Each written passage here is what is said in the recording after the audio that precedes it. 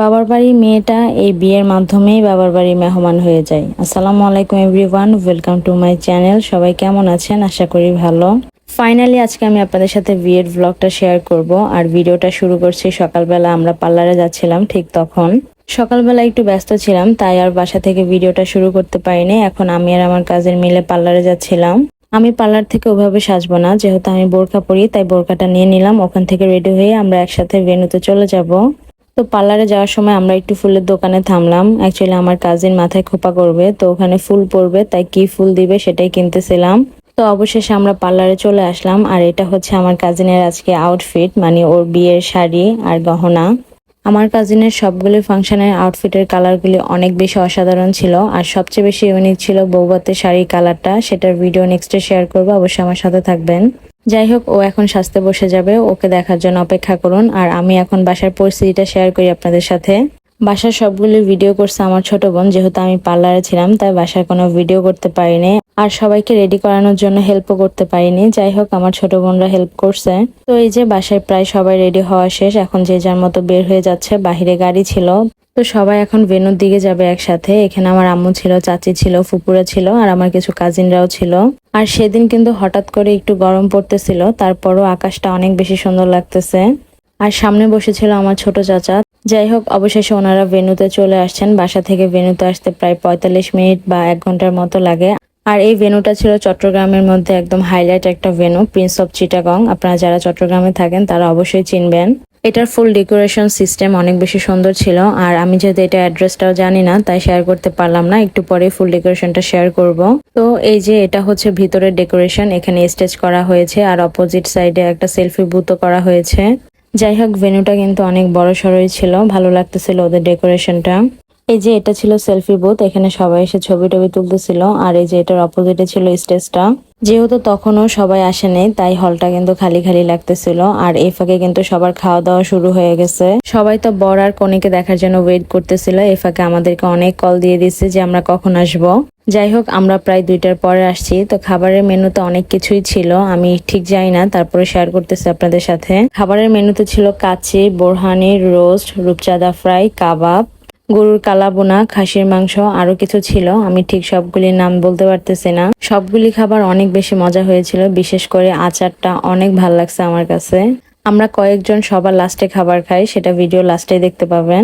যাই হোক, অবশেষে বনি আমি চলে আসছি। আর আসার সময় তেমন কোনো ভিডিও করা হয়নি, তা আপনাদের সাথে শেয়ার করতে পারলাম না। তো আসার পরে এখানে শুরু হয়ে গেছে ছবি ভিডিও করা। অ্যাকচুয়ালি বিয়ের দিন কিন্তু এটাই একটা প্যারা, ছবি ভিডিও, তারপরে এটা একটা স্মৃতি হয়ে থাকবে। তো আমরা আসার আধা ঘন্টা পরে বরযাত্রীরা চলে আসছে, এখন ওদেরকে নিয়ে উপরে যাব। আর এদিকে এখন আমার ছোট বোনরা তাদের দুলাভাইয়ের গেটটা ধরবে। দেখি দুলাভাই তাদেরকে কত দিয়ে খুশি করে। আমাদের চট্টগ্রামে 2 ধরনের গেট ধরা হয়, একটা হচ্ছে এই গেটটা, আর একটা হচ্ছে স্টেজে ওঠার আগেও একবার গেট ধরা হয়। যাই হোক, এখানে দাবি দাবা নিয়ে শুরু হয়ে গেছে। আমি একটু দূর থেকে ভিডিও করতেছিলাম, আমি কিছু বলতেছিলাম না। তো আলহামদুলিল্লাহ, অবশেষে দুলাভাই তার ছোট ছোট শালীদের মন খুশি করে ভিতরে প্রবেশ করলো। তো শুধু শালীদের খুশি করলে হবে, শালাদেরও তো খুশি করতে হবে। এটা হচ্ছে স্টেজের গেট, এখানেও হচ্ছে আমার ছোট ভাইরা গেট ধরছে। যাই হোক, অবশেষে সবার দাবি পূরণ করে আমার ছোট বোন আর ছোট বোনের হাজবেন্ড একসাথে অনেকগুলি ছবি তুললো। ওদেরকে কেমন লাগতেছে সেটা অবশ্যই অবশ্যই জানাবেন। আর সবাই ওদের জন্য দোয়া করবেন, একবার হলেও মাশাআল্লাহ বলবেন। তো যারা এখনো খাওয়া দাওয়া করেনি, এখানে তারা আবার খাওয়া দাওয়া করতে বসছিল। এখানে আমার আম্মু, চাচি, খালামণিরা, মানে আমাদের ফ্যামিলি সবাই খাওয়া দাওয়া করতে বসছে। আর এদিকে ছেলে বাড়ি সবাই খাওয়া দাওয়া করতে বসছিল, যেহেতু প্রায় 4টার মতো বেজে যাচ্ছিল, তাই তারা তাড়াতাড়ি খাওয়া দাওয়াটা শেষ করে নিবে। তো খাওয়া দাওয়া তাড়াতাড়ি শেষ করার পর আমাদের চট্টগ্রামের রীতি অনুযায়ী কিছু নিয়ম বাকি ছিল, সেগুলি পালন করা হবে। এই যে আমার ছোট বোনটা আমার দিকে তাকায় একটু হাসতেছিল, মাশাআল্লাহ ওকে অনেক বেশি সুন্দর লাগতেছে। তো এই ফাঁকে আমরাও খাওয়া দাওয়া করে নিব। আমরা সবার লাস্টে খেতে বসেছিলাম। লাস্টে আমি, আমার ছোট 2 বোন, আমার চাচতো ভাই আর তার খালতো ভাই, খালতো ভাইয়ের বউ, আমরা 6 জন সবার লাস্টে খাওয়া দাওয়া করতেছিলাম। আসলে আমাদের খাওয়া দাওয়ার কথা কেউ জিজ্ঞাসাও করে নেই, তাই আমরা এতক্ষণ খেতে বসি নেই। যাই হোক, একটু মজা করলাম। তো সবগুলি খাবার অনেক বেশি মজা হয়েছিল, সবগুলি ওভাবে খেতে পারিনি, তারপর যতটুকু খেয়েছি আলহামদুলিল্লাহ। অবশেষে খাওয়া দাওয়া শেষ করে শুরু হয়ে গেল ছবি তোলার পর্ব। এখন সবাই মিলে ছবি তুলতেছিল। প্রথম ভিডিওতে যে 2জন মহিলা ছিল, একজন ছিল আমার কাজিনের শাশুড়ি, আরেকজন ছিল খালা শাশুড়ি। আর এই ছবিতে ছিল আমার বড় জ্যাঠা, আমার বাবা, আমার ছোট চাচারা, আমার চাচি। তো এখন ছেলের বাড়ি থেকে আমার কাজিনকে যে গহনাটা দেওয়া হবে ওই গহনাটা সবার সামনে পরিয়ে দিচ্ছিল, মানে বুঝিয়ে দেওয়া বলে এটাকে। আমাদের চট্টগ্রামে এভাবে মজলিসে মানে সবার সামনে গহনাগুলি দিতে হয় আর সবাইকে দেখাতে হয়। তো এখানে আমার কাজিনের বড় জাল ওকে পরিয়ে দিচ্ছিল আর কিছু ছবি তুলতেছিল।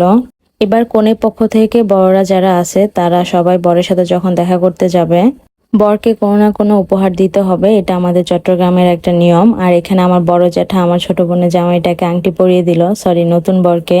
তো নতুন বরের পাশে যে বসে আছে উনি হচ্ছেন আমার বড় জ্যাঠা, আমার বাপ চাচা সবার বড়। উনি খুব অল্প সময়ের জন্য বিয়েতে এসেছেন, উনি চলে যাবেন, তাই আমরা খুব তাড়াতাড়ি বিয়ের ফাংশনটা শেষ করব। আর তখন যেহেতু দেশে কারফিউ চলতেছিল তাই বিকেল 5টার পর কারফিউ শুরু হয়ে যাবে, তাই আমাদেরকে 5টার আগে অনুষ্ঠানটা শেষ করতে হবে। যাই হোক, এই হচ্ছে আমার সেজো চাচি, উনি হচ্ছেন কনের মা, উনি এখন বরকে চেন দিবেন। তো এখন একে একে সবাই আসবে আর বরকে গিফট করবে। আমি সবার সাথে একটু একটু পরিচয় করিয়ে দেবো আপনাদেরকে। তো এই যে এখন আসলো আমার আম্মু বরকে একটা আংটি পরিয়ে দিল। আজকে কিন্তু আমার আম্মু আব্বু দুজনকে অনেক বেশি সুন্দর লাগতেছিল, সবাইকেই অনেক সুন্দর লাগতেছে, শুধু আমাকে ছাড়া। যাই হোক, কেউ কিছু মনে করবেন না, একটু মজা করলাম আর কি। তো এরপর আসলেন আমার ছোট চাচি, আমার ছোট চাচিও নতুন বরকে একটা আংটি পরিয়ে দিল। তারপর আসছিলেন আমার চাচাতো বোনের দুজন খালামণি, ওনারা একজন ওনাকে চেন পরিয়ে দিছে আর একজন আংটি দিছে। এরপর আসলেন আমার মেজো ফুপু আর ছোট ফুপু, ওনারা ওকে দুইটা আংটি পরিয়ে দিল। আর সামনে ছিল ছেলের বাড়ির লোকেরা, আমার আম্মু সবার সাথে পরিচয় করিয়ে দিচ্ছে, যেহেতু এই প্রথমবার ওনাদের সবার সাথে দেখা। আর ইনি ছিলেন আমার বাপ চাচাদের চাচাতো বোন, মানে আমাদের আরেকটা ফুপি, উনিও বরকে আংটি পরিয়ে দিয়েছেন। আপনারা যদি চিন্তা করে থাকেন আংটি পরানোর পর্ব এখানে শেষ, তাহলে ভুল, এখন আংটি পরানো বাকি আছে। আর যারা এরকম বিয়ের দিন আংটি পরতে চান তারা অবশ্যই চট্টগ্রামে মেয়ে দেখে বিয়ে করবেন। তাই যারা এখনো বিয়ে করেননি, বিয়ে করার চিন্তা ভাবনা করতেছেন, তারা এখন থেকে চট্টগ্রামের মেয়ে দেখা শুরু করে দেন। এরপর আংটি পরিয়ে দিল আমার কাজিনের খালতো বোন, আর এটা হচ্ছে খালতো ভাইয়ের বউ। তো খালতো ভাইয়ের বউ এখন আংটি পরিয়ে দিবে। আবার আমাদের চট্টগ্রামের নিয়ম হচ্ছে যদি কোনো ভাইয়ের বউ নতুন জামাইকে আংটি পরায় তাকে উল্টা আংটি পরাতে হয়। তো এখন দেখবেন নতুন জামাই কিন্তু ভাবিকেও একটা আংটি পরিয়ে দিবে। তো এখানে একটা মজার ঘটনা ঘটে, ভাবি একটা আংটি পরার পর বলতেছিল আরেকটা কি দিবেন, তো ভাইয়া সত্যি সত্যি আরেকটা আংটিও দিয়ে দেয় ভাবিকে।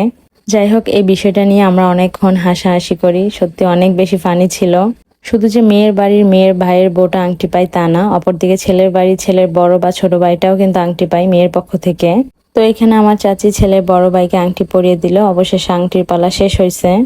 তো এখন বিদায়ের সময়, আসলে এই সময়টা সত্যি অন্যরকম, প্রত্যেকটা মেয়ের জীবনে একটা অন্যরকম সময়।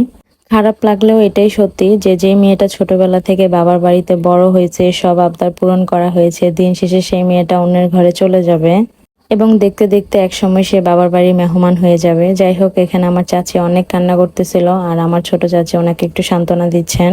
তো এখানে আমার বড় জেঠা ওই পক্ষের যত বড় মানুষ আছে, মুরব্বীরা আছে, তাদের সবার হাতে আমার ছোট বোনটাকে তুলে দিলেন। যাই হোক, অবশেষে বোনটা পরিবারের সবার থেকে বিদায় নিয়ে চলে গেল শ্বশুর বাড়িতে। মেয়েদের এটাই ভবিষ্যৎ, এটাই মেনে নিতে হবে, কিছু করার নেই।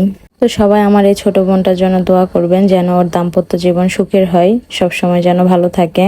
তো এখানে বড়রা সবাই মিলে একটু কথা বলতেছিল, বিদায় নিচ্ছিল। তো ওরা এখন গাড়িতে উঠে গেল আর আমার কাজিনের সাথে আমার ছোট দুই বোন আর দুইটা চাচাতো ভাই গিয়েছিল শ্বশুর বাড়িতে। এই যে বর চলে যাচ্ছে নতুন বউকে নিয়ে।